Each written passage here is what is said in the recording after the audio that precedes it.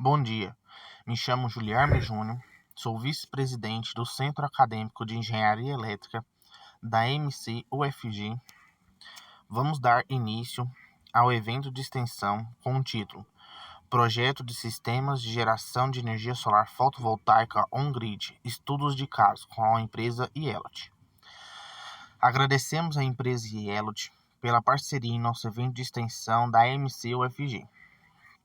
E também aos palestrantes, engenheira eletricista Isabela Lopes Magalhães, formada pela Escola de Engenharia Elétrica, Mecânica e da Computação da Universidade Federal de Goiás, e o graduando Ricardo Jorge Murakami, da Unifei e estagiário da empresa Ielot, pelas disponibilidades em participarem deste evento de extensão de hoje. Solicitamos, por gentileza, que as perguntas sejam colocadas no chat, que os palestrantes irão responder ao final de nossa apresentação. Passo a palavra para o estudante Júlio, que também é membro do Centro Acadêmico de Engenharia Elétrica da MC-UFG. Bom dia a todos. Após o término desse evento também, gostaríamos de informar que o certificado de geração do formulário vai ser enviado pelo QR Code que será apresentado e também por um link que a gente vai enviar no chat. E agora eu passo a palavra para a Ielot, os palestrantes da Ielot. Muito obrigada, Juliarme. Eu e o Ricardo estamos aqui em nome da Ielot. Agradecemos aí a oportunidade e a proatividade, né, do Centro Acadêmico de trazer esse conteúdo para a comunidade. Então, eu sou a Isabela Lopes Magalhães, estou na Ielot já faz 3 anos e meio, iniciei lá como estagiária, depois da minha formação aí como engenheira eletricista, como os meninos já comentaram, no UFG. Hoje eu sou head de orçamentos aí na empresa e estou trazendo esse conteúdo para vocês. Quer se apresentar aí, Ricardo? Bom dia, né? Eu sou o Ricardo, eu sou graduando em Engenharia Elétrica numa universidade aqui em Minas Gerais, né, na Universidade Federal de Itajubá, e eu entrei na Ielot durante a pandemia, né, no final de 2020, então vou completar no final desse ano, acho que 2 anos, então é um prazer. Faço parte da equipe de engenharia, né, sou um auxiliar de fazer os projetos e de gestão deles também. Isso aí, obrigada, Ricardo. Então, vamos dar início à apresentação. Como foi falado, o tema são projetos de sistemas de geração de energia solar fotovoltaica on-grid. E eu vou trazer aqui para vocês alguns assuntos, né? Vou fazer uma rápida explicação sobre energia solar, o dimensionamento para a gente chegar no sistema ideal para atender o nosso consumidor. Vou trazer 2 estudos de caso aí, 2 exemplos de dimensionamento, fatores limitantes dentro da energia solar, e o Ricardo vai finalizar aí com as etapas de aprovação de projeto, solicitação de acesso, instalação, comissionamento, e a gente abre para as dúvidas. Então, começando aqui com o básico, né, o que é energia solar. A energia solar é qualquer energia proveniente da luz e ou calor do sol. É uma fonte de energia alternativa, renovável e sustentável. Dentre outras formas de energia solar, a que nós vamos falar hoje e que é o que nós trabalhamos na Ielot, né, é a solar fotovoltaica, que ela divide-se aí em 2 modelos. O off-grid, que é uma solução para queda e ou falta de energia, né, ela não é conectada à rede, ela é formada por um inversor, módulos fotovoltaicos e um banco de baterias. Ela tem um maior custo justamente por conta do banco de baterias e tem uma menor vida útil ou maior manutenção também por conta desse banco de baterias. Usando aí um exemplo do cotidiano, a gente sabe, por exemplo, bateria de celular é algo que não dura para a vida inteira, né? Então, da mesma forma, o banco de baterias de um sistema off-grid, ele requer aí uma troca mais periódica, o que faz esse sistema ter uma maior manutenção e ser mais oneroso. Agora, se a gente fala do on-grid, que também é conhecido como grid tie, é uma solução para economia de energia, né? Vai gerar ali uma economia na sua conta de energia.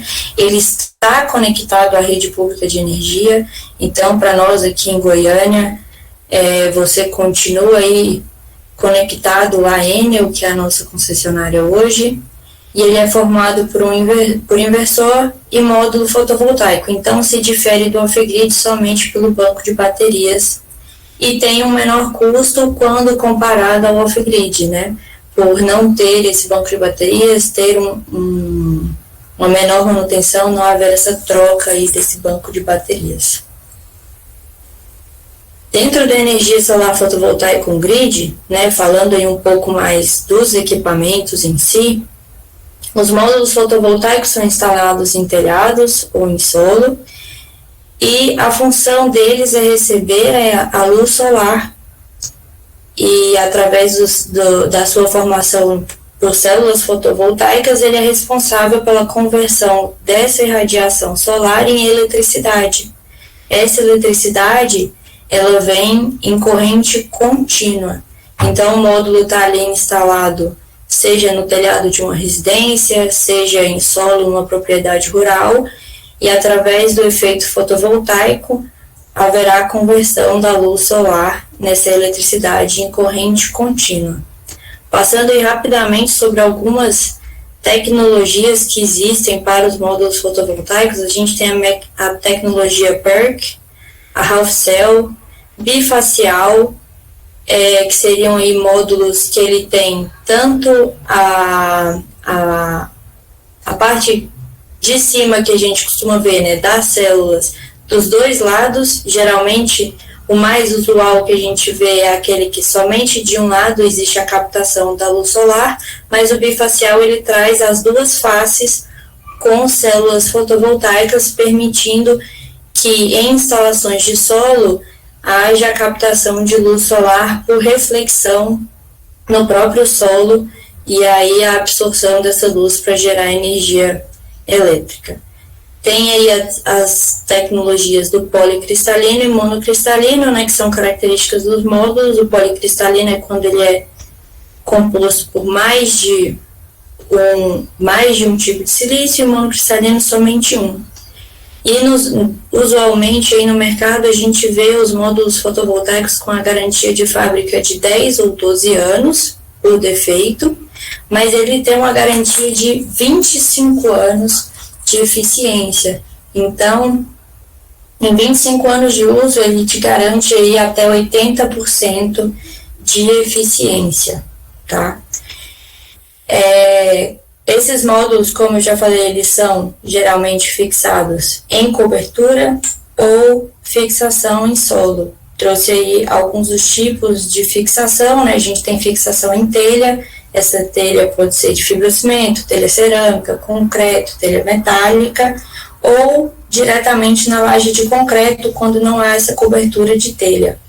E na fixação em solo, ela pode ocorrer tanto em ambiente rural quanto em ambiente urbano.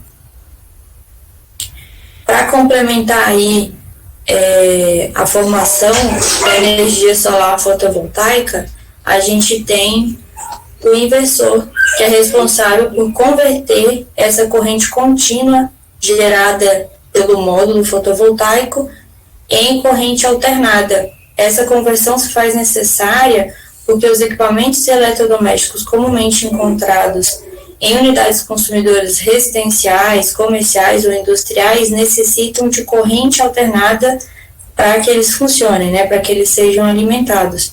Então, o inversor é responsável por fazer essa conversão. No caso dos inversores, também existem diferentes tecnologias. A gente tem aí o inversor central, que seria um inversor único para um sistema composto por vários módulos fotovoltaicos. Ele varia aí de uma garantia de 5 a 10 anos. Essas garantias variam de acordo com marca e modelo, não são todos que têm, não é uma marca em si que todos os inversores têm garantia de 10 anos, depende do modelo e da marca. A gente tem a tecnologia do microinversor, que, como o nome já diz, são pequenos inversores, microinversores, que eles vão ser instalados para alimentar um número menor de módulos. Então, um sistema com microinversor, ele tem um número maior de inversores. E ele tem uma garantia aí que pode variar de 12 a 15 anos. O otimizador de potência, que não é um inversor propriamente dito, mas ele acompanha o inversor. A função dele é melhorar a função do inversor. Ele tem aí uma garantia de 25 anos, geralmente.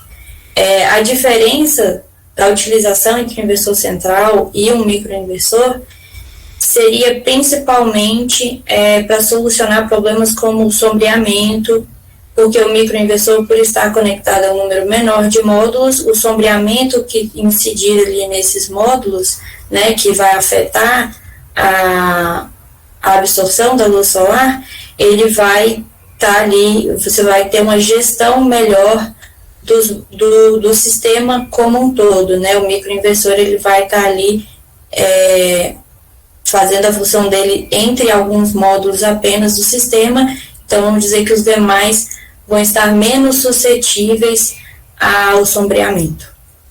O otimizador de potência, ele entra junto com o inversor central, justamente para fazer uma função parecida com a do microinversor. Então, ele vai ali complementar o inversor central para ter esse melhor desenvolvimento aí, para evitar as perdas que acontecem por sombreamento. E aí, explicando um pouco mais sobre a energia solar fotovoltaica, né? A energia gerada, ela pode ser consumida simultaneamente, né? No mesmo momento que a energia está sendo gerada, você pode estar usando os equipamentos eletrodomésticos da sua residência, mas a energia que não for utilizada simultaneamente, ela é injetada na rede de distribuição. Por isso que esse sistema grid continua ali conectado. E essa energia injetada, ela é registrada pela concessionária e ela é convertida em créditos. Então, o que não foi ali consumido na sua conta, por exemplo, você gerou 500 kWh, porém naquele mês você consumiu apenas 400, esses 100 kWh se tornam créditos que podem ser utilizados em até 60 meses, ou seja, um total de 5 anos para você utilizar esse crédito em qualquer unidade consumidora de mesma titularidade.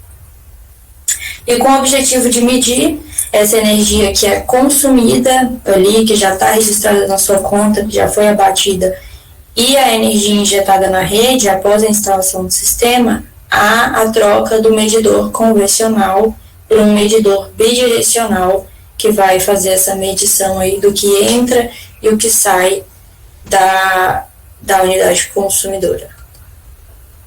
Aqui eu trouxe algumas imagens para ilustrar exatamente o que eu estava falando aí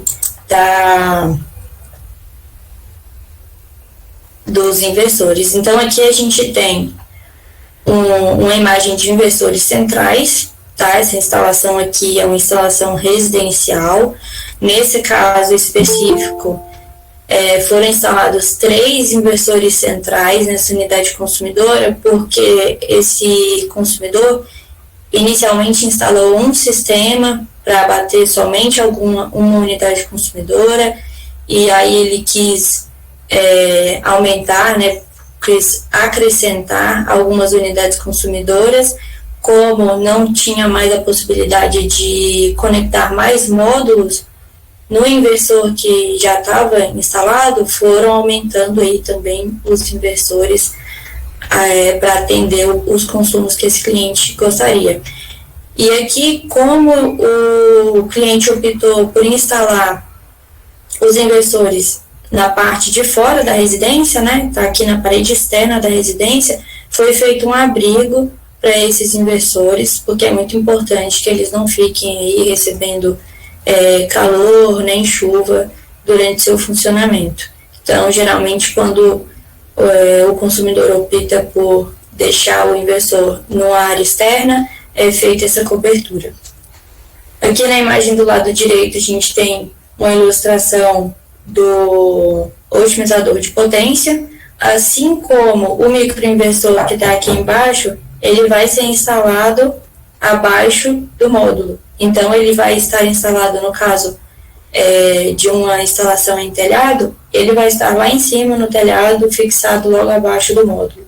Então, ele é um equipamento pequeno, vai estar ali fixado ao módulo, da mesma forma que o microinversor vai estar aqui fixado logo abaixo do módulo.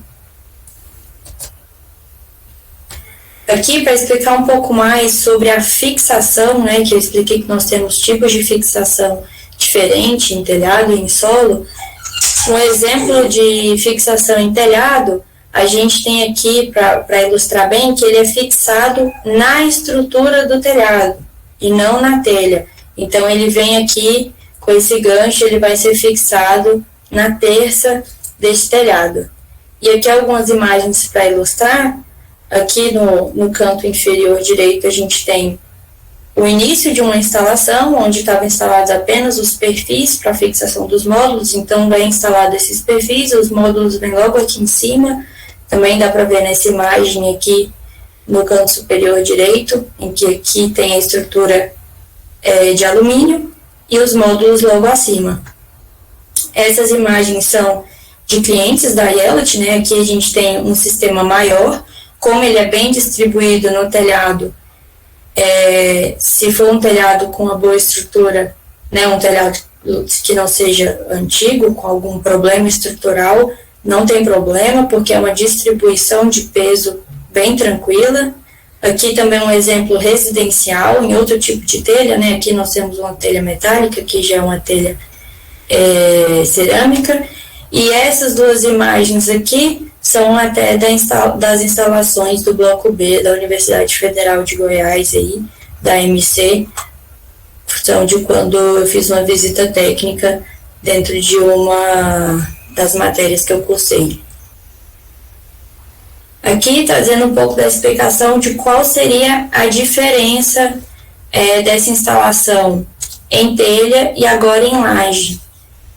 Se vocês observarem nessa primeira imagem aqui, o módulo, diferentemente do telhado, ele não pode ser diretamente perfurado, né? A estrutura que vai sustentá-lo não pode ser diretamente perfurada na laje, como é no telhado, né? Que a gente fura a terça para encaixar ali o gancho. No caso da laje, para não perder a impermeabilização da laje, é colocado um bloco de concreto, tá? Ele é fixado na laje e ele que é perfurado. E aí o módulo, como a laje não tem nenhuma inclinação, é colocado essa estrutura de alumínio chamada triângulo, para que tenha uma inclinação necessária para a captação de energia solar. Nos telhados, a gente usa algo que se faça ali na própria inclinação do telhado. E na laje a gente consegue aí colocar a inclinação necessária através do triângulo. A gente vê aqui nessa imagem como existe essa inclinação, a gente não pode colocar uma fileira de módulo em sequência da outra, diferente do telhado, que não fará sombra um do outro, né? No telhado eles estão ali no mesmo plano. Então, no caso de uma laje, a gente precisa de um espaçamento entre cada fileira. Esse espaçamento também acontece na fixação de solo, que eu vou mostrar a seguir. Aqui é um exemplo de um sistema também da Yellow. Aqui a gente coloquei para ilustrar que a mesa, né, que é essa estrutura que vai sustentar o módulo, ela é concretada no solo, é feita uma abertura aqui e ela é fincada no solo e concretada, e ela fica dessa forma, vista por trás, ela vira uma mesa e os módulos são fixados exatamente por cima dela. E aqui é uma visão de frente, né, são várias mesas com espaçamento entre uma e outra, para não haver sombreamento e não prejudicar a geração desse sistema. Dando continuidade aqui, explicando um pouquinho para vocês como que funciona mais ou menos um fluxograma do atendimento na Yellowt, a gente tem aí, para vocês entenderem como que a gente procede nesse dimensionamento, a gente tem um atendimento inicial ao cliente para levantamento de informações. Com essas informações, nós realizamos o dimensionamento do sistema fotovoltaico que vai atender esse consumidor. Depois desse dimensionamento, é feita a elaboração de uma proposta comercial, que ela vai ser apresentada para o cliente, e após isso, tem o fechamento da venda e a avaliação técnica, que é onde o Ricardo vai explicar aí melhor para vocês o que acontece após a venda, tudo que é necessário para a instalação, para a aprovação desse projeto. E depois da instalação, a Yellowt ainda tem aí um pós-venda, um acompanhamento com esse cliente, que para nós é muito importante. Então, explicando um pouco sobre o dimensionamento, nós buscamos aí informações do consumo do cliente, né? Como eu falei, geralmente é solicitado a conta de energia desse cliente e existem classificações diferentes de consumidor, certo? A gente tem aí o consumidor do grupo A, do qual a gente precisa que ele informe, geralmente, enviando a conta, nós já temos todos esses dados, tá? Mas existem alguns casos em que o cliente somente passa a informação e saber em qual classificação o cliente está, grupo A ou grupo B, qual a classe ou subclasse, porque para algumas classes, algumas subclasses, na verdade, tem algumas peculiaridades. Por exemplo, dentro do grupo A, sabe-se que esse cliente tem um transformador. Então, se o cliente é classificado como grupo A, ele tem uma subestação própria, a gente já sabe que a gente já sabe que precisamos pedir aí essa informação da subestação. Porém, no grupo B, na subclasse rural, muitas vezes a gente precisa aí que ele informe que é rural, porque pode acontecer desse cliente ter também um transformador próprio e a gente precisa dessa informação para dimensionar corretamente o sistema. Então, a gente costuma solicitar para o cliente a classe, a subclasse, o consumo médio mensal, né, que já vem registrado na conta. Geralmente, nas contas de energia, a gente tem aí o consumo dos últimos 12 meses, que é o necessário para a gente calcular uma média e dimensionar o sistema para o cliente. As tarifas, né, que ele paga, no caso do grupo A, são várias tarifas, né, a tarifa para o horário ponta, a tarifa para o horário de fora ponta e tarifa do horário reservado, além da tarifa de demanda. Essas tarifas servem para a gente apresentar para o cliente a economia que ele vai ter, mas no grupo A, mais importante ainda, a gente utiliza ela até para o cálculo desse consumo médio mensal, que eu vou explicar um pouquinho mais para frente. A demanda contratada desse consumidor, porque a gente vai informá-lo caso seja necessário um aumento dessa demanda contratada devido ao sistema que vai ser instalado. A potência do transformador, porque como eu vou explicar mais à frente, pode ser um limitante para a instalação do sistema solar fotovoltaico.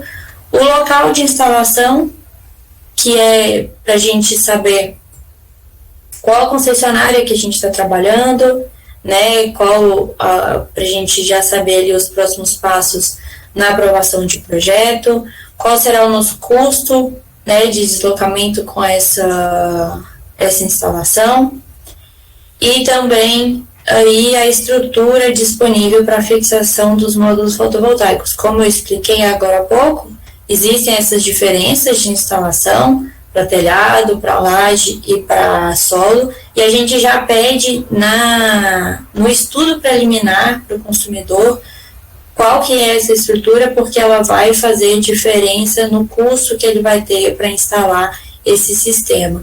Como vocês viram, um sistema instalado em telhado gasta uma estrutura ali muito menor do que um sistema instalado em solo.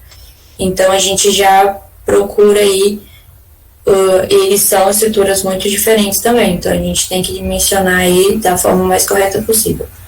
No grupo B, as informações necessárias são bem parecidas.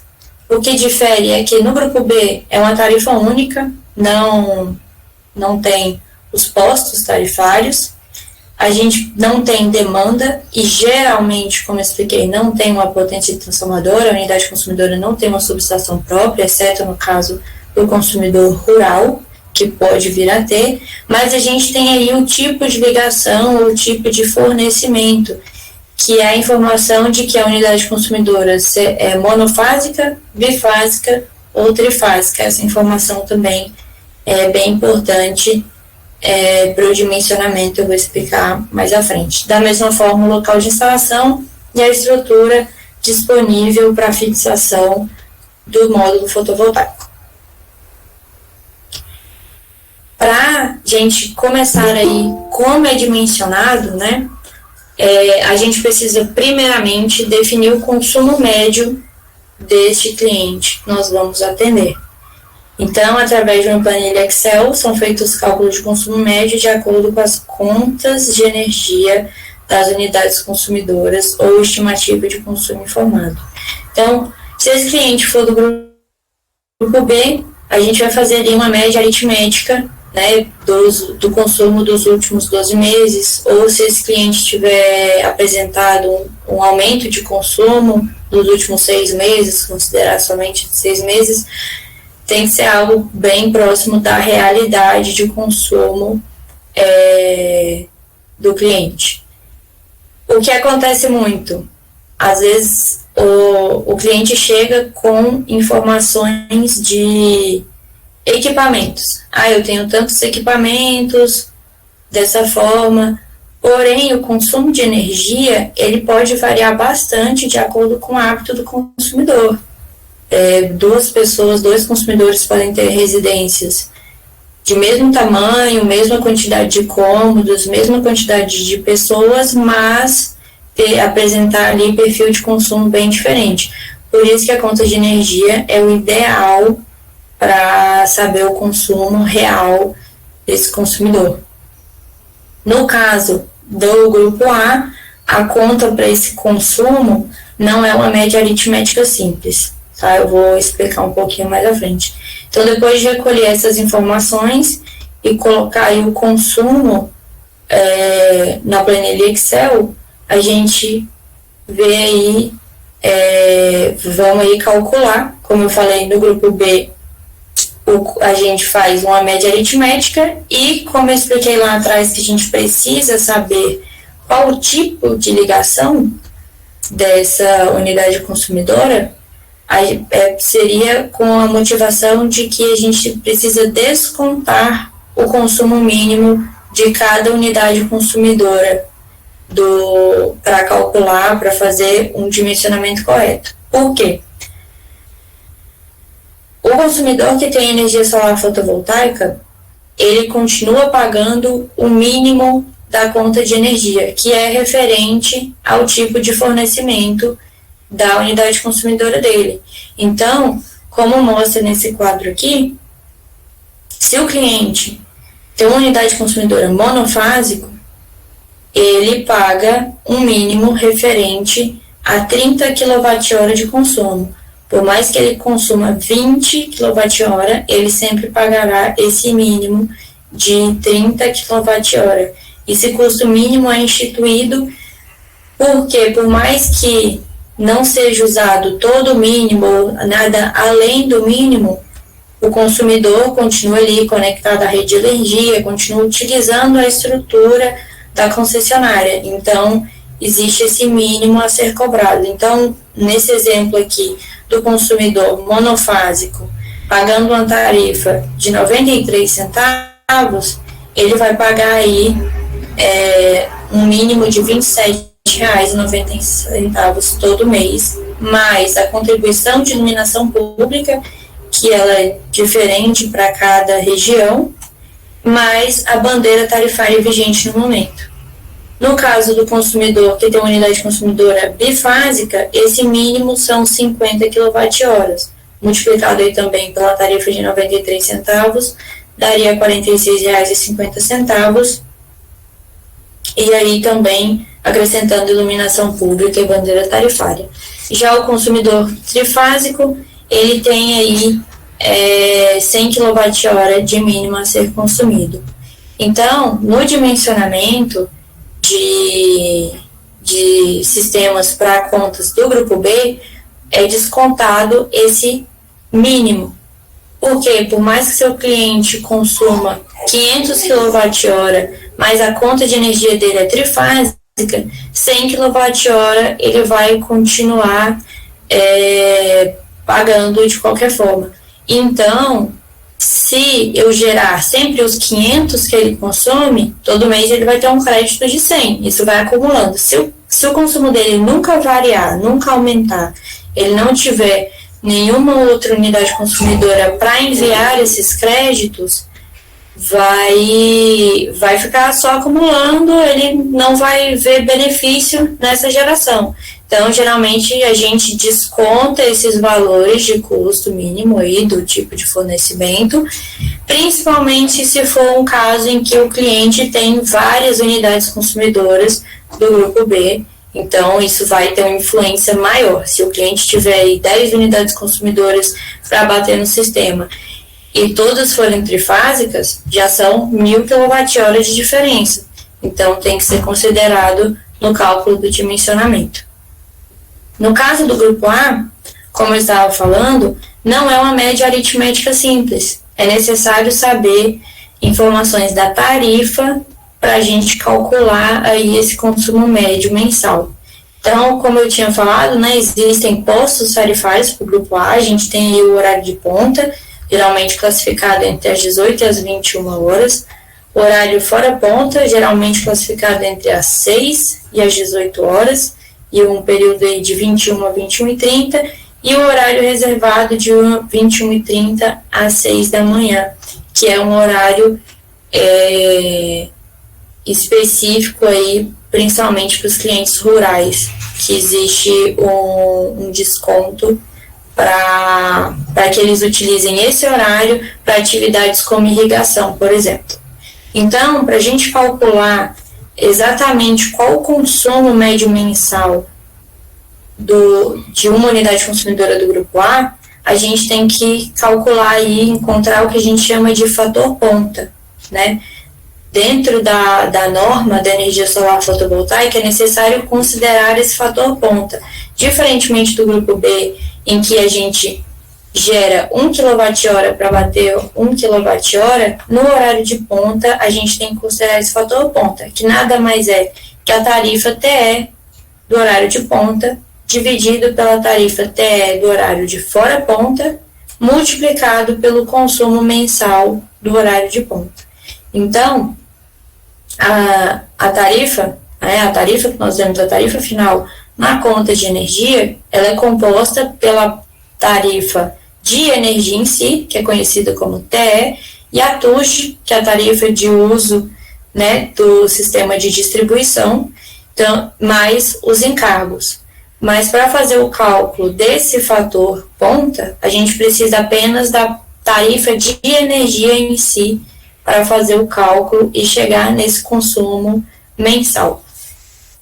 No caso do fora ponta, ficaria em 1, né? Então, ficaria aí o consumo mensal, a média aritmética do consumo mensal fora ponta é exatamente o consumo mensal, porque você vai estar dividindo a tarifa do fora ponta pela tarifa do fora ponta, e o horário reservado é da mesma forma, né? Geralmente, essas tarifas são iguais, a não ser que esse cliente seja classificado como rural irrigante e tenha o desconto que eu falei.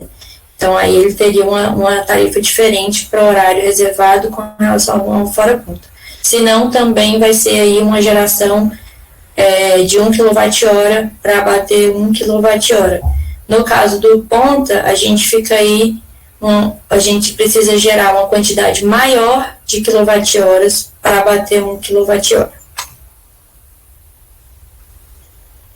Depois de calculado aí o consumo que vai ser necessário atender esse consumidor, né, a gente vem aí para definição da potência, né, definir exatamente qual vai ser esse sistema que vai atender o consumo desse cliente. Então, através do cálculo da geração de energia com base na irradiação solar média dos últimos anos, segundo base de dados do INPE, e históricos de instalações da IELUT, nós utilizamos uma relação de quilowatt-hora por quilowatt-pico para as propostas comerciais preliminares, ou seja, dentre os mais de 6 anos de atuação da empresa, né, nós sempre utilizamos aí uma base de dados do INPE, porque a irradiação ela é diferente para as regiões do Brasil, né? A irradiação aqui no nosso estado pode ser muito diferente da irradiação no sul, porque é de conhecimento que os fatores climáticos, né, quantidade de chuva, tempo nublado, temperatura, todos vão afetar na irradiação solar que vai estar ali presente no local e que vai ser possível a absorção pelos módulos fotovoltaicos. Então, de acordo com o histórico de instalações da IELUT e esses dados e o cálculo de perdas que a gente tem do sistema mesmo, da fiação, a gente já tem uma relação de quilowatt-hora por quilowatt-pico que a gente considera para as propostas comerciais preliminares.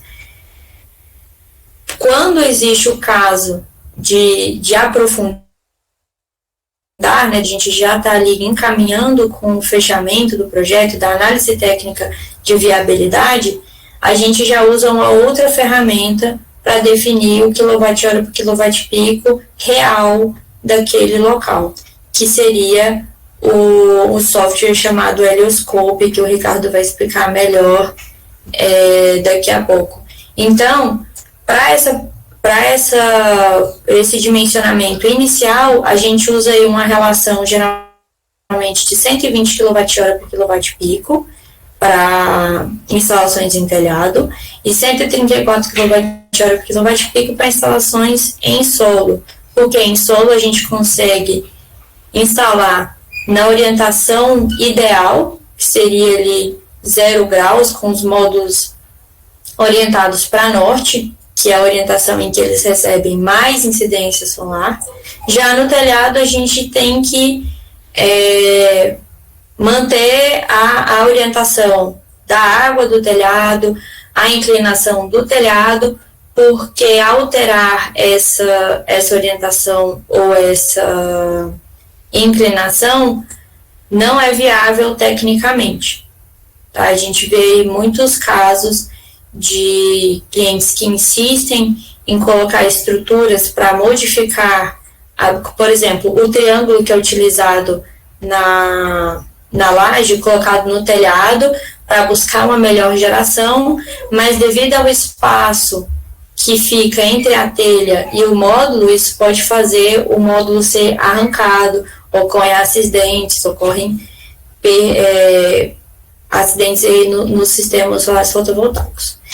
Então, como mostra esse gráfico de geração aqui, de uma dos nossos dimensionamentos, essa relação há variações, na verdade, de produção de energia de acordo com o mês do ano, devido a diferentes características climáticas. Então, a gente vê aqui que tem uma geração melhor no mês de agosto, no mês de fevereiro já tem uma geração uma produção de energia um pouco mais baixa.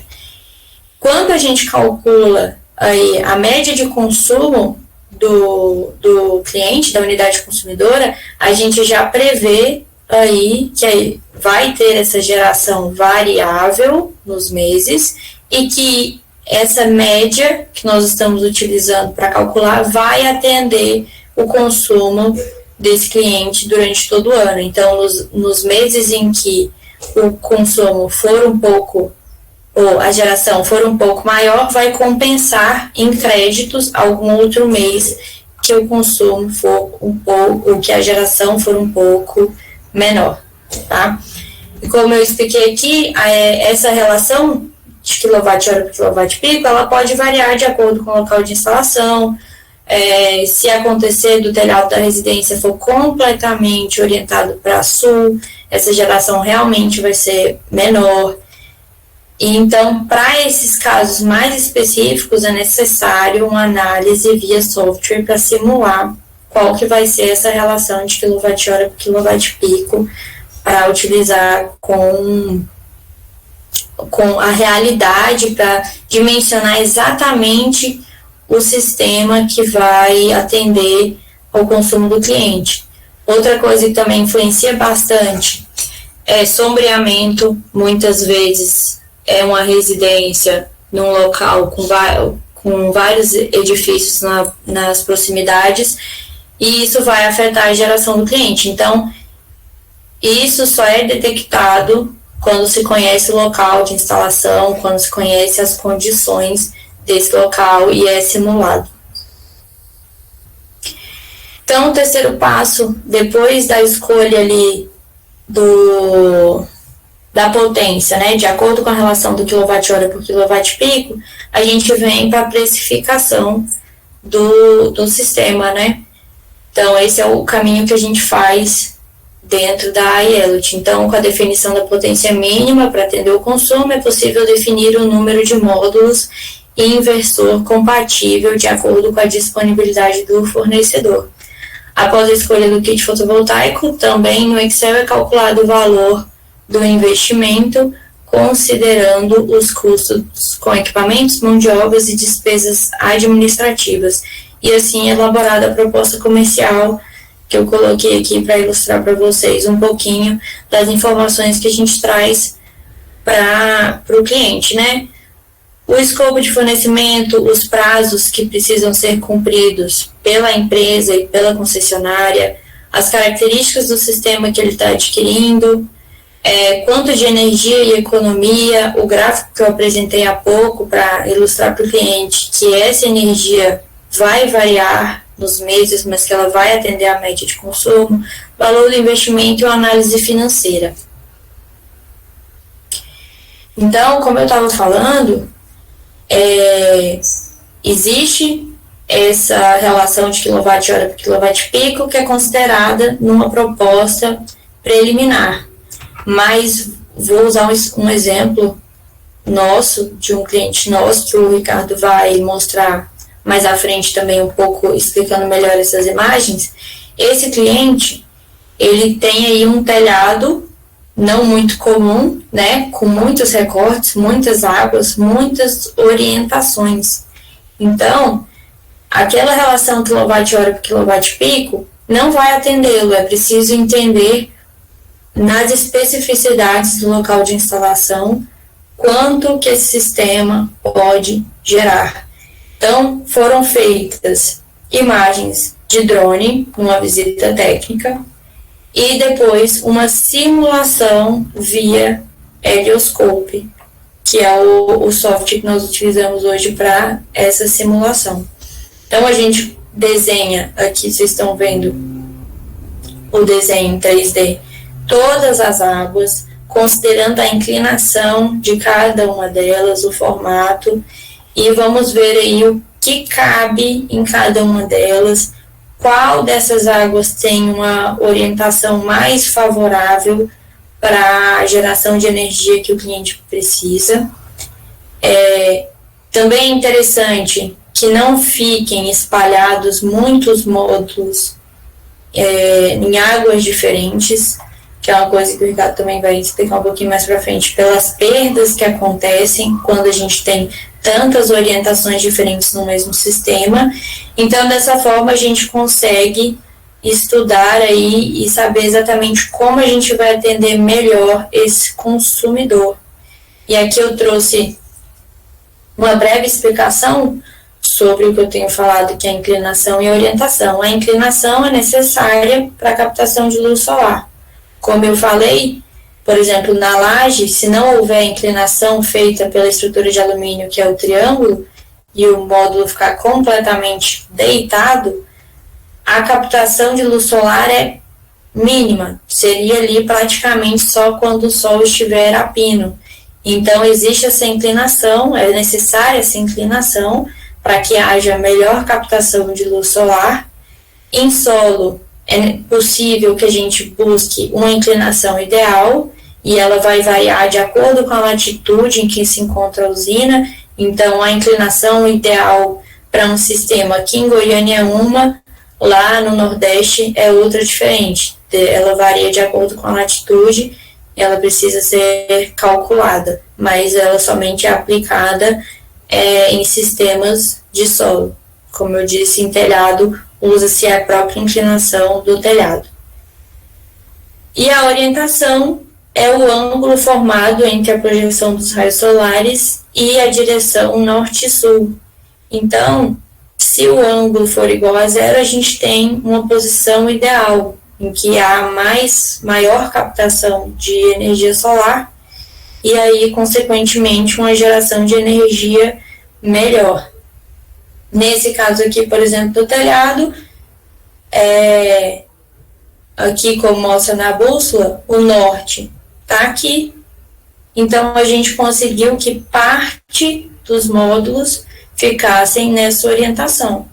Porém, os demais não cabia aqui. Aqui tem malha de aquecimento que impossibilitava a instalação de mais módulos nessa orientação, que é melhor. Foi instalada aqui, então, os demais módulos na orientação leste.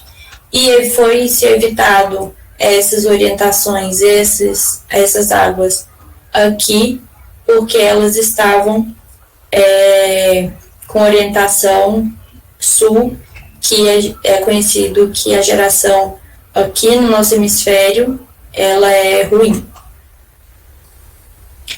E aí, trazendo para vocês um estudo de caso de um cliente nosso com múltiplas unidades consumidoras para o cálculo aí do dimensionamento. Então, nesse caso, o consumidor possuía 5 imóveis residenciais sob a mesma concessão, tá? Para energia solar fotovoltaica, todos têm que estar na mesma distribuidora. Eu não consigo distribuir crédito de um mesmo sistema para a Enel e para a Neoenergia, por exemplo. Todos têm que estar na Enel Goiás para que possa fazer essa distribuição de créditos.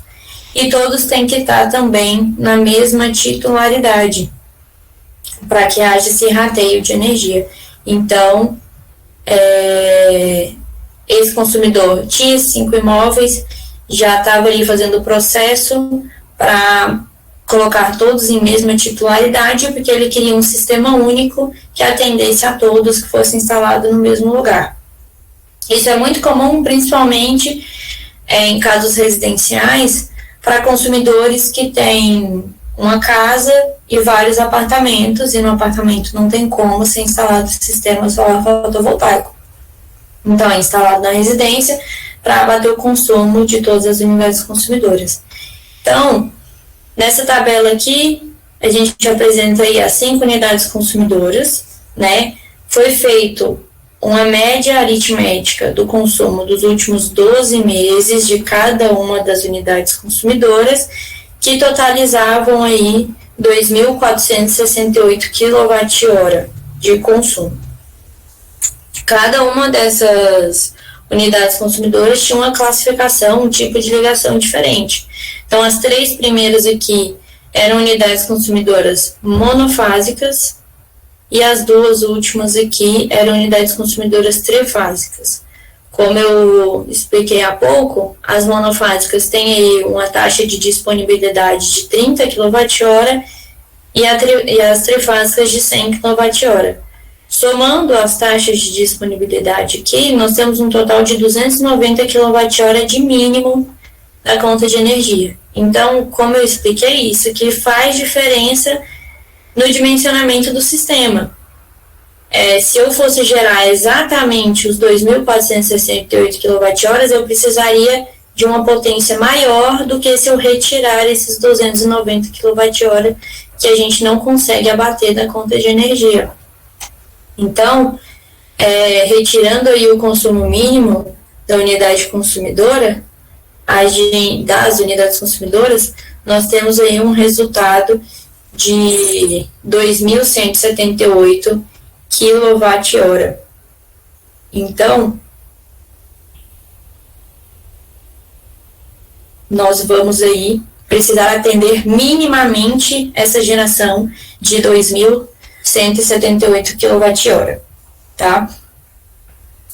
Para atender essa necessidade do consumidor com módulos de 460 watts e a relação de 120,56 kWh por kWp, serão necessários 40 módulos. Então, se a gente fizer aí 2.178 dividido pelo valor da relação, que já é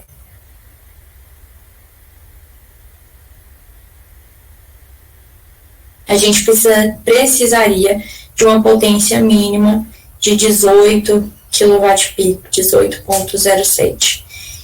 Então, como tinha essa disponibilidade dos módulos de 460 watts, utilizando 40 módulos de 460 watts, né, multiplicando aí 40 vezes 460, a gente chega a uma potência de 18.400, mas como a potência no sistema fotovoltaico é medida em kWp, a gente nomeia aí de 18,4 kWp. Então, para atender este consumo, foi aí dimensionado para o cliente um sistema com 40 módulos de 460 watts, totalizando aí 18,4, tá? Já isso é a potência de módulo. Já no segundo caso, a gente tem aí uma conta do grupo A. Esse cliente é uma rede de postos de gasolina. Considerando aí a conta de um dos postos de gasolina, eu trouxe de exemplo para vocês, a gente tinha essas informações. Ele tinha no horário de ponta um consumo médio de 284,49 kWh. No horário fora ponta, 36.005,9 kWh.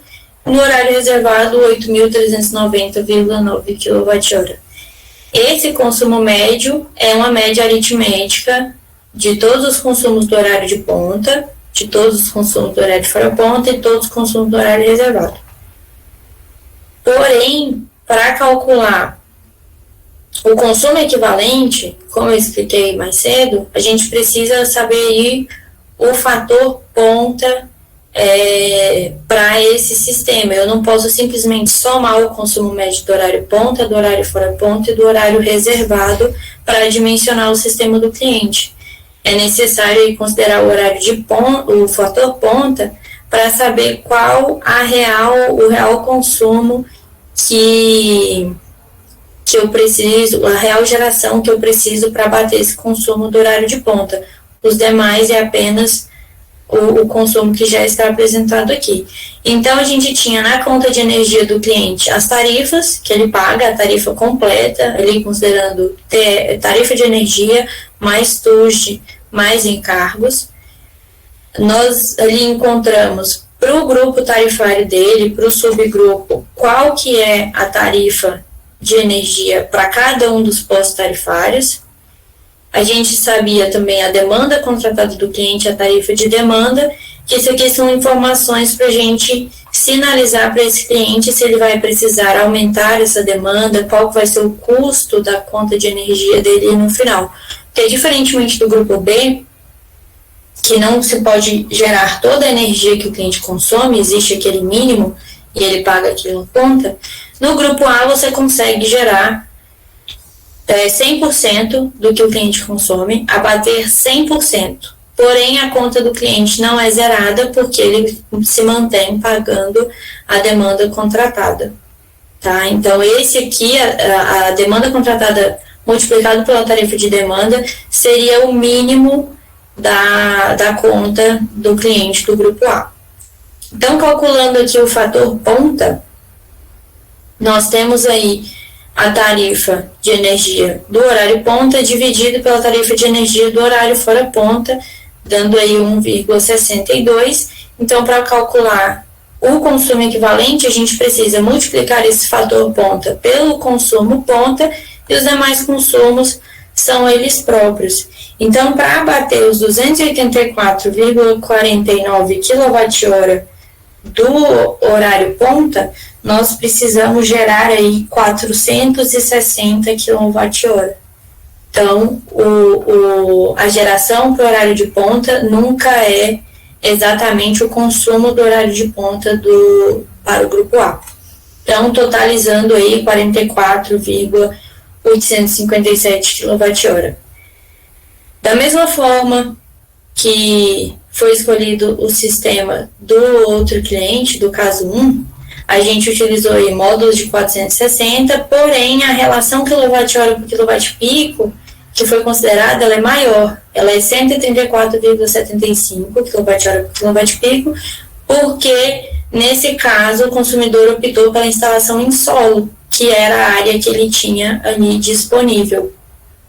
Então, utilizando essa relação, a gente chegou aí na necessidade de 730 módulos de 460 watts, que vão totalizar 335,8 kWp para atender esse cliente, essa geração aí. E aqui, explicando um pouquinho dos fatores limitantes para a instalação de um sistema solar fotovoltaico e trazendo também os dois casos que eu apresentei como exemplo, a gente tem aí o fator área. Se o cliente precisa de 730 módulos, porém ele não tem um espaço suficiente em telhado ou uma área suficiente em solo, infelizmente a gente fica aí limitado a instalar somente o que couber na unidade consumidora que ele tiver disponível para instalação. Então, é uma das coisas que nos limita, principalmente em sistemas grandes como esse que eu apresentei no caso 2, muitas vezes o cliente não tem toda a área necessária para instalar o sistema. Sendo em telhado já é um número grande de módulos, e sendo em solo, como eu expliquei anteriormente, devido ao espaçamento que a gente precisa ter entre as mesas para que não haja sombreamento, também é uma área de solo grande que vai ser ocupada. Um segundo fator limitante é o sombreamento. Muitas vezes o consumidor tem uma boa área para instalação da quantidade de módulos necessárias para atender o que ele consome, porém ele tem muito sombreamento devido a árvores, devido a edifícios nas proximidades da unidade consumidora. Esse problema do sombreamento, ele pode ser solucionado ou parcialmente solucionado com a utilização de microinversores ou otimizadores de potência, né, fazendo aí com que a geração seja melhorada, com que nem todos os módulos do sistema atuem em uma corrente tão baixa devido ao sombreamento, somente parte do sistema atue com a corrente menor devido ao sombreamento, quando a gente utiliza microinversor ou otimizador de potência, então pode amenizar ou até solucionar o problema desse consumidor. E aí um terceiro fator limitante é a disponibilidade de carga, que é o que eu vou explicar aí nessas duas tabelas. O que pode limitar? O transformador, a potência de transformador que existe na unidade consumidora, a demanda contratada, que não é exatamente um limitante, mas a demanda contratada ela deve ser igual ou maior do que a potência de inversor instalada na unidade consumidora, então vai gerar um custo para esse consumidor, e o tipo de fornecimento. Então, se esse cliente, se esse consumidor tem uma unidade consumidora monofásica, ele não está limitado a instalar ali até 12 kW de potência CA, ou seja, de potência de inversor. No bifásico, ele tem uma alimentação aí de até 25 kW e no trifásico de até 75. Então, como eu trouxe aqui como exemplo para ficar mais claro, no caso 1, que a gente dimensionou ali um sistema de 18,4 kWh.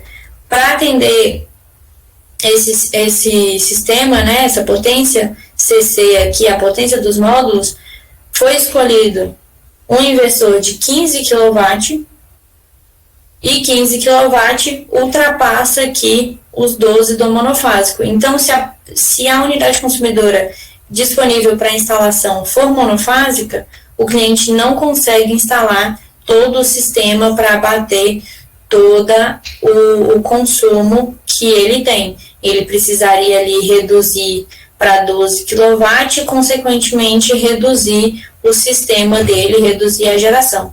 Porém, se a unidade consumidora dele for trifásica ou até bifásica, ele consegue instalar esse sistema para atender o consumo dele. No caso 2, que seria uma unidade consumidora do grupo A, a gente tem aí uma potência de 335,8 kWp, que gerou a necessidade de 270 kW de inversor, uma potência CA de 270. Porém, como informado pelo cliente anteriormente, a demanda dele é de 150, então a demanda dele precisará aumentar para pelo menos 270, vai ser uma diferença aí de 120 kW. Como a tarifa dele era em torno aí de R$ 24,00, ele vai ter um custo mensal a mais de R$ 2.880. Mas isso não é exatamente um limitante, desde que aceite aí que tem esse custo, de que fique claro e que faça essa mudança. O que de fato vai limitar é a potência do transformador, a subestação que existe no local. Como a gente precisa instalar 270 kW, da mesma forma que a demanda, a potência do transformador tem que ser pelo menos igual à potência de inversor a ser instalada. Então, se a subestação existente nessa unidade consumidora for de 225, sendo menor do que a potência de inversor, potência CA, ele vai ter que fazer uma adequação, vai ter que trocar esse transformador, acrescentar um transformador para que chegue na potência necessária, que é um custo e tem todo um processo também. Mas se o transformador dele engloba a potência que ele quer instalar, então deixa de ser um fator limitante.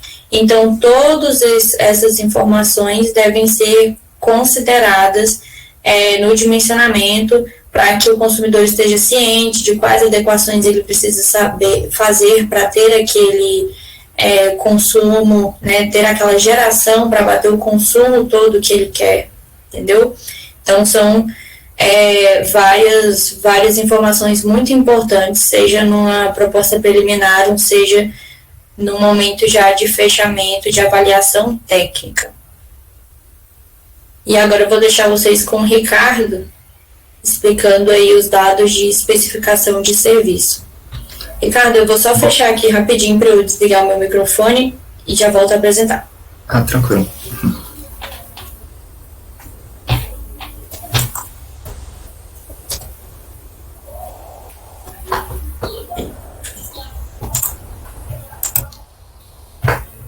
Bom, eu vou falar um pouco, né, enquanto a Isa está trocando, vou falar um pouco sobre os processos de tramitação do projeto junto com a concessionária de energia e também um pouco sobre a nossa gestão de projetos, né, dentro da ELD. Então, assim que a gente fecha o contrato com o comercial, né, com o cliente, nós cadastramos esses dados do cliente no nosso sistema, que a gente utiliza o site Artia para fazer essa gestão, e também abrimos uma pasta no nosso Drive com as informações que a gente tem do cliente até então. A gente também, nessa abertura de projeto, nós fazemos um documento chamado Especificação de Serviço, que é esse documento que contém todos os dados do cliente obtido até então, né? A gente tem uns dados, aqui, eu trouxe um exemplo de um dado fictício, né? Mas nós temos os dados de contato do cliente, dados da unidade consumidora, o número da unidade consumidora, e todas essas informações a gente consegue pegar tanto na parte do contrato, que foi assinado com o cliente, quanto também na fatura de energia. Então é importante a gente pegar esse número a fatura de energia para ter esse número da unidade consumidora. Depois disso, né, nossa equipe começa faz uma visita técnica. Essa visita técnica ela é feita para validar alguns dados obtidos até então, né? Por exemplo, na fatura, a gente consegue saber se é trifásica, mas é importante a gente ir até a instalação para conferir se realmente lá é trifásico. A tensão de alimentação, qual que é o ramal de entrada, né? Se ele chega aéreo ou subterrâneo. E também levantar alguns pontos, como, por exemplo, o padrão de entrada que a gente tem nessa unidade consumidora, né? Nesse caso aqui, a gente tem um disjuntor de 70 com uns condutores de 25 milímetros, né, de entrada. Você vai categorizar ele numa categoria T3, né? Ele é trifásico, com carga de até 46 kW de potência instalada. Aqui a gente também tem alguns dados de proteção, né? E pode passar, Zé. Slide, por favor. Obrigado. E agora eu vou falar um pouco das etapas, né, que a gente faz para aprovar o projeto junto com a Enel. A gente não pode simplesmente instalar e deixar ele funcionando, porque a gente tem que fazer a troca do medidor para fazer a diferença da medição, né? E tudo isso a gente precisa cadastrar junto com a Enel. Então, no primeiro passo, nós fazemos a solicitação de acesso, que é um conjunto de documentos de projeto da nossa unidade consumidora, da nossa usina fotovoltaica. Essa solicitação de acesso ela vai ser enviada para a distribuidora, que eles vão avaliar o nosso projeto elétrico e devolver para a gente um parecer de acesso. Esse parecer de acesso ele é um documento que ele dá o aval, né, para o projeto ser implementado. Está falando que está tudo em ordem e que pode ser implementado. A partir desse documento, nós fazemos então a compra dos equipamentos e fazemos também a instalação. A gente, depois disso, depois de tudo pronto, nós fazemos um comissionamento da usina para ver se está tudo de acordo e fazemos então uma solicitação de vistoria, junto com aquele documento de projeto aprovado e também um relatório de comissionamento. Depois, a Enel vai até o local da instalação, faz uma vistoria com técnicos dele para garantir que a unidade está de acordo com o projeto que foi aprovado, né? E depois dessa visita, eles emitem um relatório informando se tem alguma coisa que precisa ser alterada. Se estiver tudo em ordem, nós fazemos então a solicitação da troca do medidor para um medidor bifásico, para calcular essa diferença de potência injetada e potência consumida pelo cliente.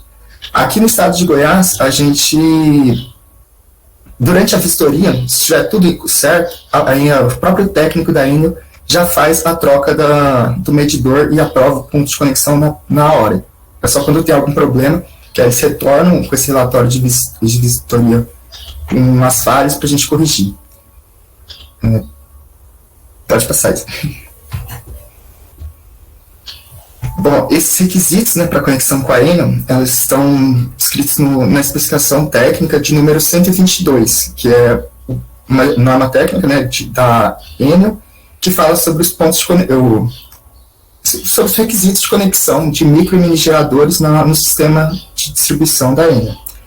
Nessa primeira etapa, né, que é a solicitação de acesso, nós enviamos esses documentos, né, como eu disse, são conjuntos de documentos, não é apenas um documento, que fala sobre o projeto. Então, nós temos o formulário de acesso, a anotação de responsabilidade técnica, né, a ART, o projeto elétrico e o memorial descritivo.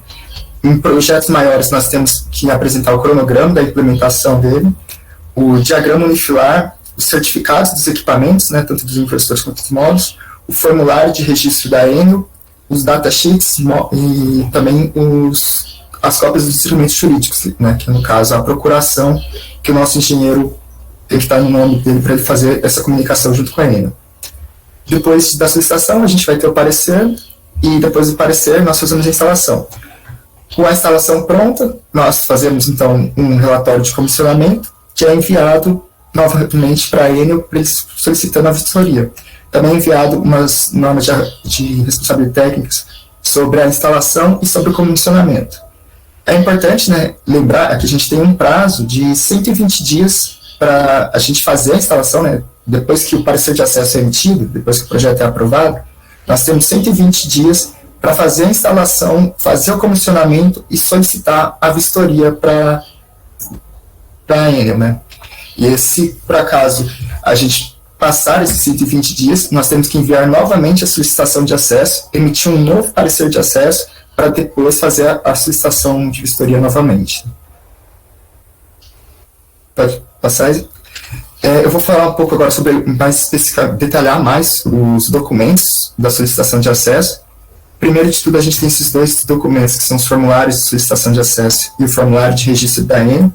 O formulário de solicitação de acesso, eles são documentos mais simples, né? Eles têm os dados básicos da unidade consumidora e também do cliente, e eles podem ser encontrados em anexo daquela norma que eu falei, da 122. O formulário de solicitação de acesso, ele é um documento que ele é enviado, ele fica junto com a ENE, né, que ele vai ter alguns dados sobre os dados do cliente, né, do titular, alguns dados como os dados da unidade consumidora, se lá é monofásico, trifásico, e o tipo de geração. Já o formulário para registro da ENE, ele também é enviado para a ENE, né, só que ele é utilizado pela ANEEL para fazer os estudos deles. Então, nós enviamos também os dados do titular da conta, só que a gente envia também umas informações a mais sobre a usina geradora. Nós enviamos a quantidade de módulos, os inversores e também as potências de cada um. Nós também temos a anotação de responsabilidade técnica, que é um documento preenchido do engenheiro junto com o Conselho Nacional de Engenharia, que ele é um documento que torna o engenheiro responsável, né, a cumprir as boas práticas da engenharia em relação a todas as etapas do projeto, tanto do projeto quanto da instalação e também de comissionamento. O próximo documento. Isso. Bom, nem todos os equipamentos podem ser instalados na rede, nós precisamos que eles cumpram alguns requisitos. A Enel, ela tem uma lista de inversores que eles são analisados e aceitos, que são validados, certificados pelo Inmetro, mas também eles precisam ter cumprir essas normativas que são no quadro à direita, que são algumas componentes que eles têm que, alguns ensaios que eles têm que garantir, né? Como, por exemplo, anti-cintilação, né? Sobrecarga, anti-chilhamento, em relação aos harmônicos, em relação também à frequência de 60 Hz. E, bom, aqui do outro lado eu trouxe uma informação do datasheet do inversor da Sungrow, que eu vou usar como exemplo no próximos slides, que é o SG15RT, essa da primeira coluna. Isso. Bom, aqui a gente tem a potência máxima de entrada, na parte essa primeira parte é da DC, né, na parte dos fotovoltaicos, e a gente tem a máxima potência que a gente consegue colocar nesse inversor. Então, o inversor é de 15, porém a gente consegue colocar até 22,5 kW nele. Nós também temos a tensão de operação dele, né, que a tensão máxima, no caso, é 1.100, só que a tensão de operação dele é entre 160 e 1.000 volts. Esse inversor, ele contém 2 MPPTs, né, dois equipamentos que vão calcular o ponto de máxima potência dos módulos e assim fazer uma melhor geração. Cada MPPT tem 2 entradas, então a gente consegue conectar até 4 séries fotovoltaicas nesse inversor. E também temos limitação de corrente de entrada no inversor, que é de 25 amperes. Isso daí é importante, porque quando a gente for fazer a configuração dos módulos, a gente precisa respeitar esses limites. Então, é importante a gente lembrar que a tensão máxima que a gente pode atingir na série de módulos é de 1.000 volts, e a corrente máxima de entrada em cada MPPT tem que ser no máximo 25 amperes. Aí embaixo eu trouxe embaixo a gente tem as informações do lado CA, né, ainda na mesma imagem, que a gente tem a potência máxima que a gente consegue injetar, que é 15 kW. Então, mesmo a gente colocando 22,5 kW de potência do lado de DC, né, dos módulos, a gente só vai conseguir injetar na rede instantaneamente 15.000 watts de potência. Do lado CA, a gente também tem as informações que a corrente também saída máxima é 25 e que ele opera a 120 volts a 60 Hz. Né? Embaixo eu trouxe o diagrama do inversor fotovoltaico, e aí que a gente tem no lado de esquerdo, né, as entradas dos módulos fotovoltaicos. A gente consegue ver que são 4 entradas, como eu havia dito. Cada par de entrada está conectado a um MPPT, ali mais para frente, e esse MPPT está alimentando o barramento que entra no nosso conversor, né? É o conversor que vai fazer essa conversão do barramento CC no barramento CA, que vai ser injetado na rede. Para injetar na rede, como eu disse, ele tem que ter alguns certificados, algumas normas que ele tem que cumprir. E aí é essa parte dos filtros, né, que são responsáveis por fazer alguns desses ensaios, como por exemplo do harmônico. Pode passar para o próximo? Obrigado. Bom, depois a gente tem outros dois documentos que são bem importantes, que eles descrevem com mais detalhes, né, o nosso sistema. Esse primeiro que eu estou mostrando é o memorial descritivo. Ele é um documento em texto, onde a gente descreve em forma de texto como é que é o nosso sistema. Então aqui a gente tem aqui a nossa descrição do padrão de entrada, né, do que existe na unidade consumidora, que é, no caso, como eu falei, T4, trifásico, 220, com alimentação subterrânea. E no outro lado, nós temos a descrição do sistema fotovoltaico, né, que são as formas que a gente vai distribuir os módulos, que a gente vai colocar os módulos, quantidade de módulos. E, bom, nesse caso, vão ser divididos em duas séries, né, duas strings, uma com 16 e outra com 17 módulos, conectados àquele inversor que eu havia mencionado mais cedo, de 15 kW. O módulo a gente vai usar também da Jinko, só que agora a potência dele é de 530 watts, e a gente vai usar 33 dele. Bom, como disse antes, a corrente máxima de saída do inversor é 25 amperes. Então, ali nos dispositivos de proteção do lado CA, nós temos que colocar um disjuntor que ele seja um pouco maior que essa corrente, para que caso para ele não desarmar operando a 25 amperes. Então, a gente colocou um disjuntor de 32 amperes para garantir a proteção desse sistema. E já o condutor, a gente dimensiona de acordo com essa corrente da proteção, né? A gente tem que colocar um condutor que aguente uma corrente maior do que 32. Porque no caso de falha, o inversor ele vai ter uma operação fora de anormal, né? Vai ter uma corrente acima de 25. E aí, então, a proteção deve atuar. Se ela não atuar, a gente tem que garantir que o cabo resista pelo menos essa questão do disjuntor não atuar. Do lado CC, a gente também tem uma proteção, só que nesses inversores mais modernos, essa proteção ela é interna aos equipamentos, mas a gente também tem disjuntores CC, né, que no caso são as chamadas strings box, que é as que fazem a proteção do lado CC. Pode passar, Isa, por favor. Esse daqui já é o diagrama unifilar, ele traz as mesmas características que eu mencionei no memorial descritivo, porém, só que de uma forma mais visual. Aqui no lado direito a gente tem as configurações dos módulos, né, as duas séries, uma com 15 e outra com 16, os módulos que a gente está utilizando, conectado ao inversor, que tem 2 MPPTs, e na saída dele a gente está com aquela proteção de 32 amperes do quadro do lado CA. Esse sistema, né, ele é conectado num ponto de derivação, que ele vem da rede de distribuição, né, passa pelo padrão de entrada, passa pela medição bidirecional que vai ser instalada, e depois desce para a carga do cliente. Então a gente faz a inserção da usina nesse ponto de derivação antes do quadro geral do cliente. Pode passar isso. Bom, no diagrama Unifilar, a gente também tem que trazer algumas informações por escrito, né, só para deixar claro o que significa aquelas imagens. Então, a gente traz na tabela 1 uma descrição breve sobre as potências e os equipamentos que estão sendo utilizados.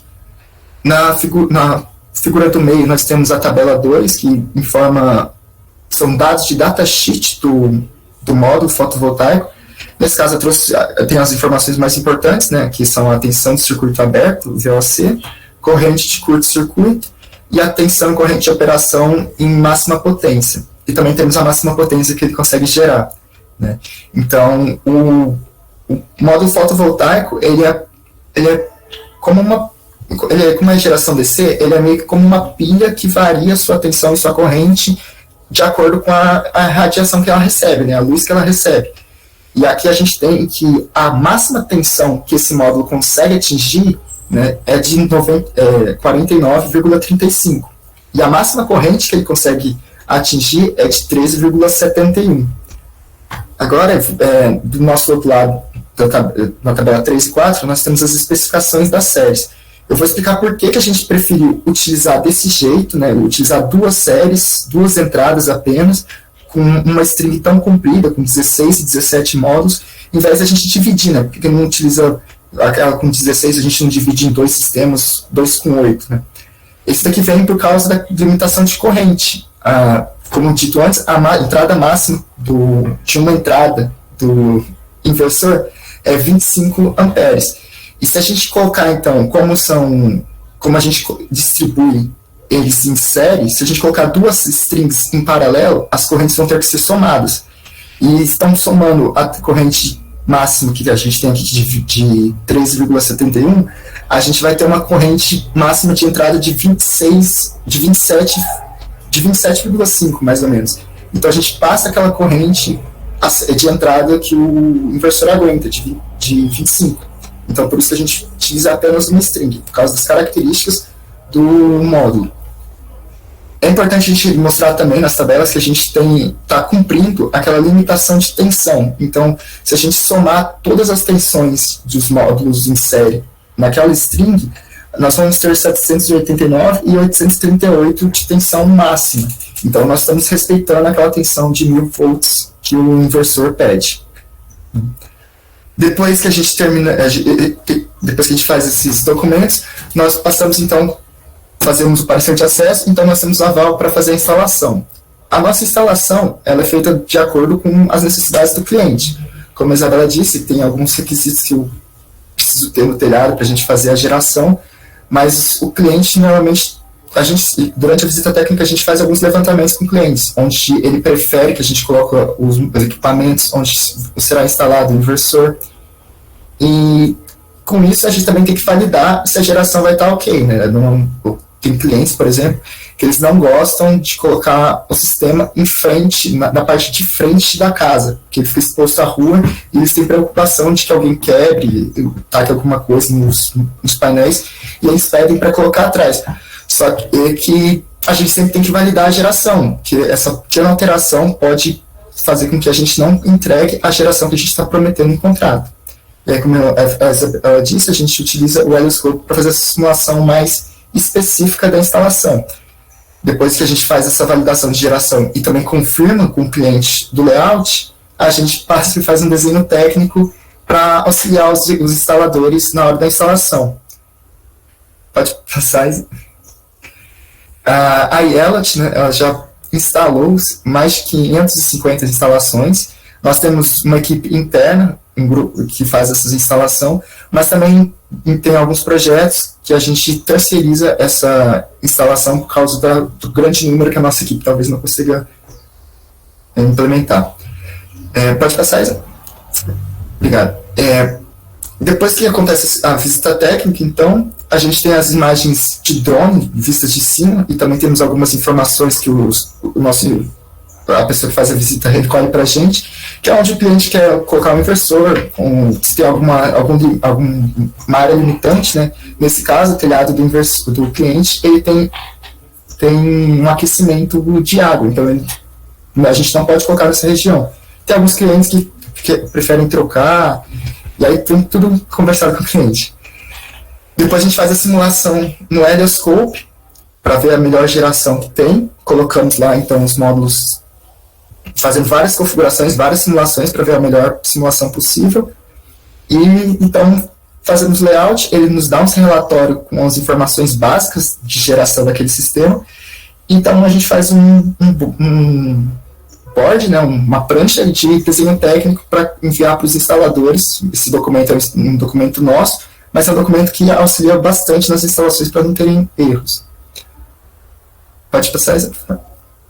Esse daqui, né, é o relatório de geração daquela usina que eu estava mostrando, né, anteriormente, no slide anterior. Né. Essa usina ela contém 10 módulos fotovoltaicos e um inversor de 5 kW.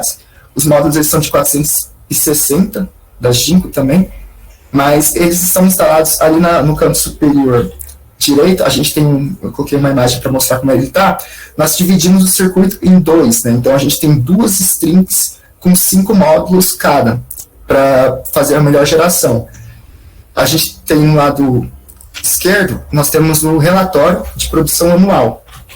Esse relatório, ele traz para a gente 2 dados muito importantes, né? O primeiro é que é a irradiância recebida pelos painéis, né? Então a quantidade de energia recebida por metro quadrado, é aquele 1884, né? E também nos dá a informação de energia gerada no ano, que é 6.988, que isso daí dividido por 12, a gente tem uma geração de 580 kWh por mês, né? Então essa vai ser a geração que vai estar tendo. Considerando uma tarifa de 89 centavos, a gente vai ter, então, uma economia de R$520. Então, esse cliente, por mês, está economizando R$520, de acordo com essa instalação que está aí. No canto direito, inferior, a gente também tem outro dado importante que o relatório nos passa, que é o diagrama de perdas, né? São a porcentagem de perdas que a gente está tendo no processo. Nesse caso aqui, como foi o projeto mais ideal, né, a melhor forma da gente estar gerando energia, a gente pode ver que tem perdas baixas, né, tanto de mismatch, de clipping, de sombreamento e também de reflexão. Pode passar que eu vou explicar um pouquinho. Bom, eu vou explicar agora a perda por mismatch, né, que é uma perda que não é tão comum, né, as perdas por sombreamento já são mais conhecidas, mais comuns, né, que como são um pouco mais óbvias, né, por ser uma questão de energia solar, se você fizer sombra, você vai estar gerando menos, mas também temos outras perdas que não são tão claras assim, né, que, por exemplo, o mismatch. O mismatch, ele é referente à questão de orientação dos módulos. Então, se a gente, nessa nova simulação, eu fiz considerando que todos aqueles 10 módulos estão conectados numa string só. Então, antes eu dividi 2 strings, uma para cada água do telhado, para aproveitar a melhor geração de cada água. E agora, nesse novo, eu coloquei as 2 águas, né, os 10 módulos, no mesmo local. Então, tem 2 orientações diferentes na mesma string. Isso daí causa um problema que como os módulos estão todos em série, a corrente que percorre eles é a mesma. Então, vai ser sempre limitada pela menor corrente. Então, como eles têm orientação diferente, vai ter hora que uma parte vai estar recebendo mais energia do que a outra. E essa parte que está recebendo mais energia, ela vai ser limitada por causa da outra parte que está gerando menos. Então, a gente causa essas perdas por mismatch. Aqui, no gráfico de produção, né, a gente pode ver que a irradiância, o quanto de energia que os módulos estão recebendo, é a mesma. A gente até nem trocou os módulos de lugar, eles ainda estão nas mesmas águas, instalados do mesmo jeito. O que a gente mudou foi simplesmente a configuração das strings. A gente utilizou antes 2 strings de 5 e agora uma string de 10. Mas a gente pode notar uma perda relativa na nossa geração. Essa geração dividida por 12, ela vai para 550. Então a geração de antes de 580 foi para 550 agora. A gente teve uma perda de 500 kWh de geração só por causa dessa configuração diferente. Aqui no lado direito a gente pode ver que o mismatch aumentou para 8,2%. No slide anterior ele estava próximo de 2%. E aqui também as perdas por clipping, reflexão continuam as mesmas, né? E eu vou explicar agora na próxima a questão da reflexão. Pode passar. Que essa daqui ela é uma perda por inclinação, né? A outra, eu estava explicando uma perda por orientação, porque várias orientações na mesma string. Essa daqui ela é por reflexão. Então é a inclinação que o ângulo faz com o telhado, né? O ângulo que ele está instalado. Por reflexão, a Isa chegou até a falar antes, que o ideal é a gente colocar ele virado sempre para o norte, né? Aqui no hemisfério sul. Essa inclinação, é interessante falar, né, que o mesmo grau que você está na latitude é o grau de inclinação ideal. Então, por exemplo, a gente que está aqui numa latitude mais ou menos de 15, né, menos 15, o ideal é que a angulação dos nossos módulos sejam próximo de 15 graus virados para o norte. se a gente estivesse no hemisfério sul, seria a mesma coisa, só que virada para o sul. E se a gente for subindo né, na latitude, os graus vão diminuindo, porque a latitude vai diminuindo. Então, na linha do Equador, a gente teria que o ideal seria 0. Porém, com ele 0, a gente tem problemas de acúmulo de poeira, acúmulo de sujeira, e também temos mais reflexão dos módulos. Nesse caso aqui, eu coloquei os módulos da mesma forma da primeira simulação, considerando 2 strings de 5, porém orientados para um lado oposto, né, orientados para o sul. E essa perda por reflexão, a gente pode ver na tabela de produção que a radiância dela diminuiu, a quantidade de energia que os painéis estão recebendo do Sol diminuiu simplesmente para a gente mudar a orientação dele, né, a inclinação que ele está, o local que ele está. E com isso, nós também temos uma perda da geração, né? Se a gente está recebendo menos energia, a gente vai estar gerando menos energia. Nesse caso aqui, a gente vai ter uma geração dividida por 2, né? A gente vai ter 525 kWh por kWh, e considerando aquela mesma tarifa que eu falei anteriormente no primeiro exemplo, né?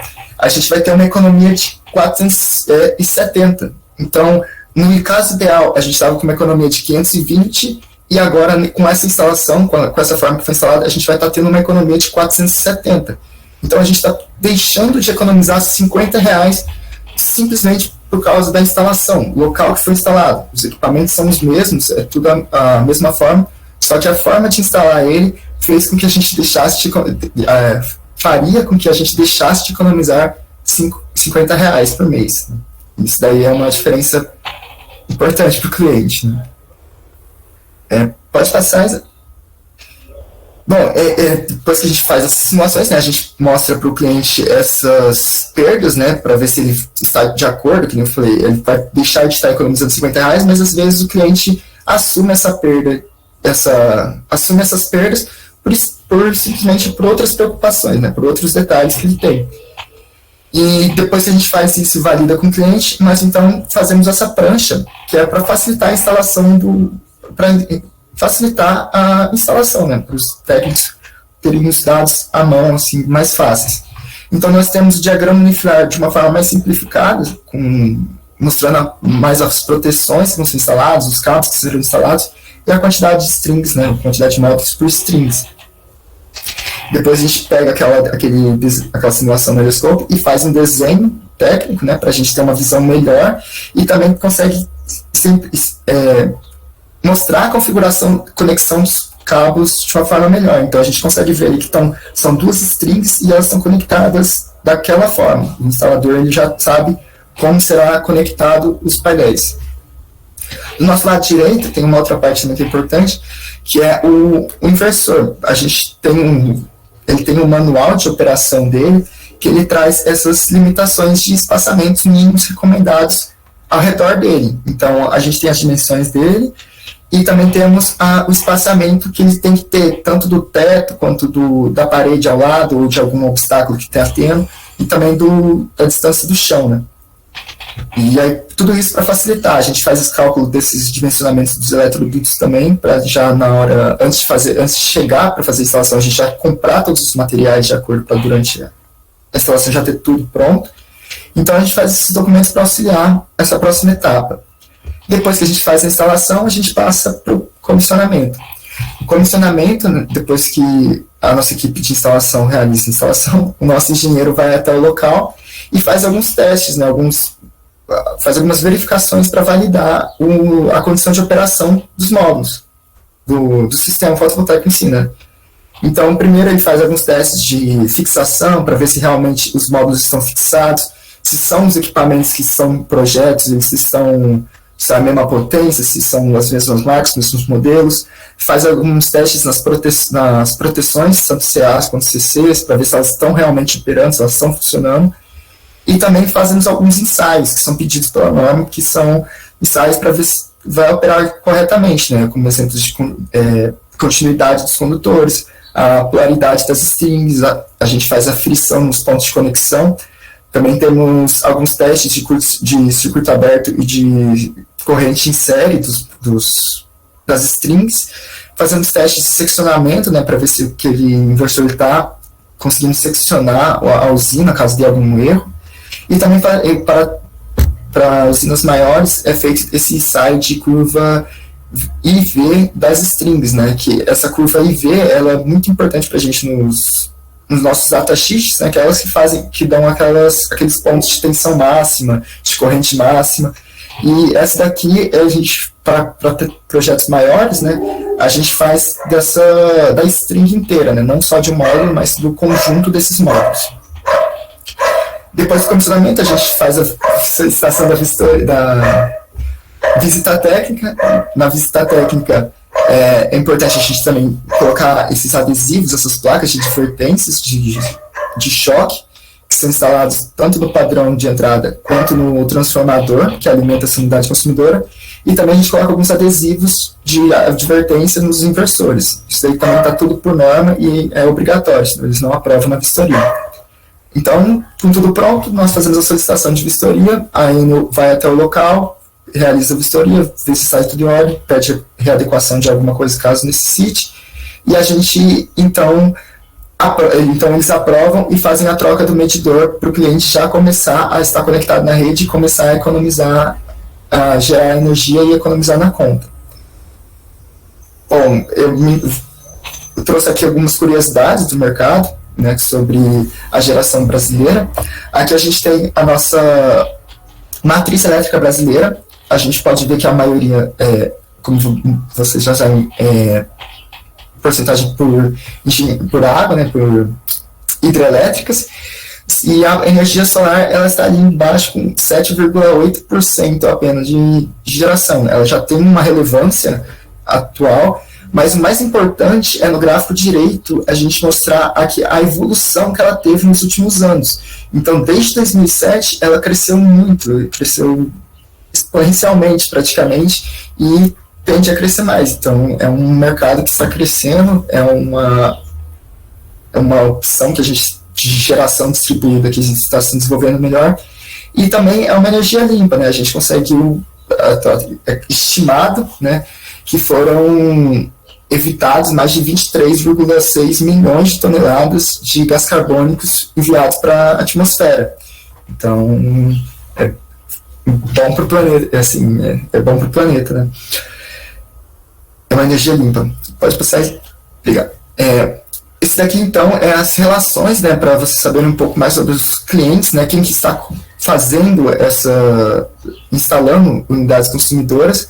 Aqui no gráfico à esquerda nós temos os números de sistema, podemos ver que 78% mais ou menos, eles são residenciais, então são consumidores comuns como nós, que estão fazendo instalações para abater as suas contas de energia. Nós temos ali uma parcela de 12% do comercial, né, dos comércios entrando nessa área também de energia fotovoltaica, e apenas 2% das instalações instaladas são para a indústria, né? Aqui que é um mercado, tipo assim, não teve tanta aderência. Porém, se a gente olhar no gráfico da direita, a gente consegue ver que a potência instalada por cada uma dessas categorias, ela é bem próxima, né? Então, mesmo tendo muito mais unidades consumidoras em sistemas residenciais, nós vemos que a potência instalada mesmo, a quantidade de módulos, de painéis do comercial se aproxima, né, comparado à potência instalada em si, né, que é de 31. E a industrial também, que lá representa 2%, ela representa aqui 7,3% da potência instalada. Então, normalmente, a parte de indústria, a parte de comércio, eles fazem usinas maiores, né? Então, eles ganham por tamanho de usina. Pode passar, Isa? Aqui eu trouxe algumas marcas que a gente utiliza, né? A gente utiliza marcas Tier 1, que são marcas com melhor qualidade, né? São com melhores qualidades, né? De avaliação. Pode passar, Isa? Eu trouxe aqui alguns clientes, né? Que são mais conhecidos nossos, que foram clientes nossos da Elot. E pode passar, Isa, acho que é o último slide já. Isso. Eu vou encerrar a apresentação, né? Queria agradecer a oportunidade de estar apresentando aqui junto com a Izzy, trazer a Yellow também para o UFG. E vou abrir para dúvidas de vocês. Responder as dúvidas.